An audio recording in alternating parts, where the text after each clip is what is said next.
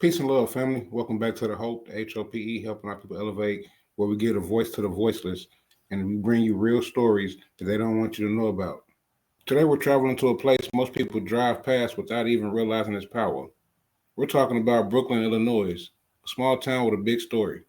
One of the first self governing black towns in America, a town founded in freedom, shaped by resistance, and still standing. On behalf of Akuno Sankofa Bay, you know what I'm saying? Jay, where you at? We're trying to help our people elevate. Hope. HOPE. We're giving them hope. We doing what we gotta do, you know. Every day, one step at a time, man. We gonna make it happen. Helping our people elevate. Yeah.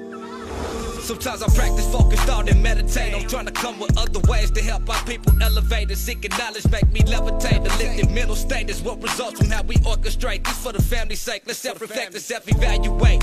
And every day, make sure the steps you take, you calculate. Receive a master's fate. I know I can't exist without the hate, but that's okay. I balance that with higher self today. Success is on this way, and after that, my flesh can pass away.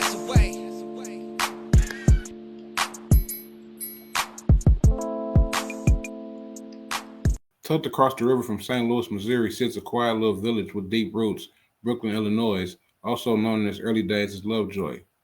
This wasn't just a town. This is a place that was founded by formerly enslaved African Americans as early as 1829, almost 40 years before the Civil War. This was at a time when slavery was still raging in Missouri, right across the Mississippi River. Black people were building homes, growing crops, and establishing a community on free soil. Brooklyn was one of the first black towns to incorporate and govern itself and still exists to this day. Now let that sink in. The earliest settlers were freedom seekers, many of them formerly enslaved men and women who crossed the Mississippi River looking for a place where they could be free, safe, and self-reliant. They found that place on the Illinois side, just north of East St. Louis. But they weren't alone. A white abolitionist named Reverend William Quinn, a minister in the African Methodist Episcopal Church, helped them purchase land. Then came Elijah Lovejoy, a fiery white abolitionist journalist who was murdered in nearby Alton, Illinois in 1837 for standing against slavery. The town would come to be known as Lovejoy in his honor, a symbol of black and white abolitionists working together for freedom. Brooklyn was more than just a settlement, it was a safe haven.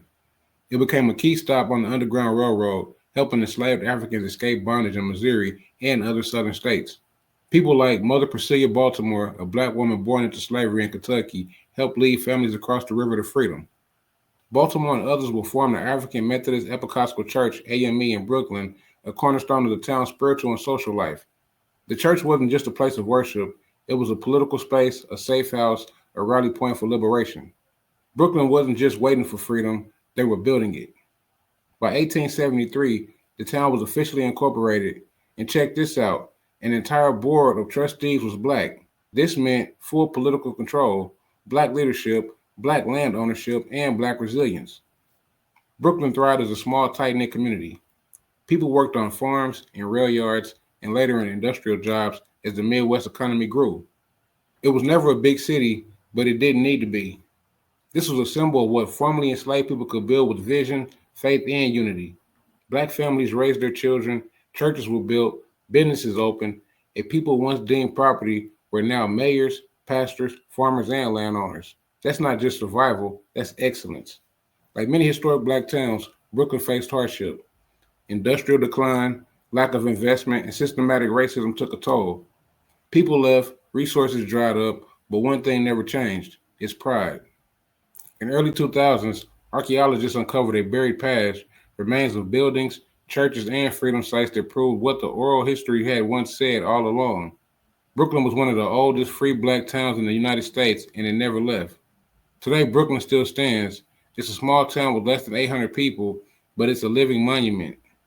It is believed to be the oldest majority black town in America still governed by African Americans. That's legacy that you cannot erase.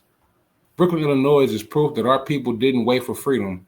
We built it brick by brick, house by house, church by church, against all odds, against the system. When they try to erase our contributions, remind them of Brooklyn. When they say we've never built anything, remind them of Brooklyn. When they try to bury the truth, you dig it up and speak its name. Drop a comment if this story moved you. Hit that like button. Share this video so that others can know about Brooklyn, Illinois. And don't forget to subscribe. Because we got more Black history they forgot to teach you. We don't just remember, we resurrect. Peace and love, family. It's my grandmother's sister, Letitia Seals. That's my grandmother's brother, Jim Hawkins. And it's me and my cousin Karen. My name is Prince Wells III. I was born and raised in Brooklyn, Illinois. I could watch them build a gateway arch from my little town because it's right on the riverfront, right across the river from St. Louis, Missouri. These are movies that my father made.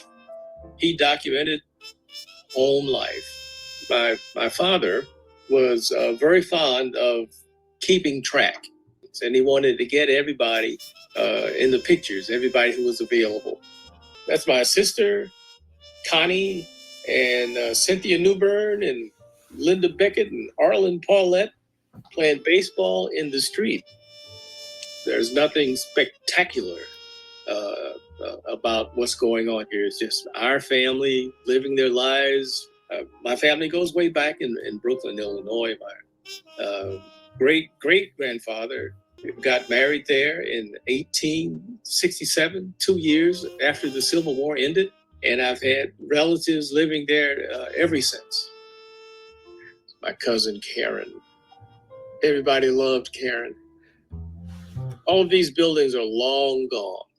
So I had lots of relatives in town. They'd all migrated from the South and settled in a place where they could breathe easy, without racial discrimination. Me and my dad.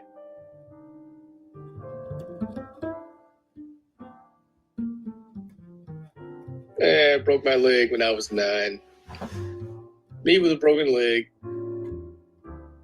That's my dad's sister and my dad's mother, all dressed up. It's my dad's brother, Charles Lindbergh Wells. And that's the drugstore in the background. My dad's other sister, Florence. And her son, William, my first cousin, William. They're all dressed up. My grandmother, she had new dentures. She was showing them off. It's my mother in the kitchen. That's me really, really doing homework. My dad sitting on the couch. This is my Uncle Dan Hunter, born in 1883. And that's me and my mother on the side. That's Gloria Bennett. It's my great-grandmother and my first cousin. She was born in 1886. My mother and her sister. My sister's birthday. My mother giving my sister a gift. I think it's a clock radio.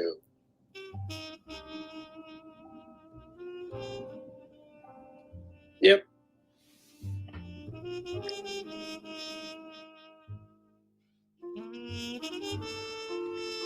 They made me kiss her. I did not want to kiss her. It's my grandmother's house. That's my Uncle Mike graduating from high school. That's my sister. It's my dad's car on the left. It's my dad.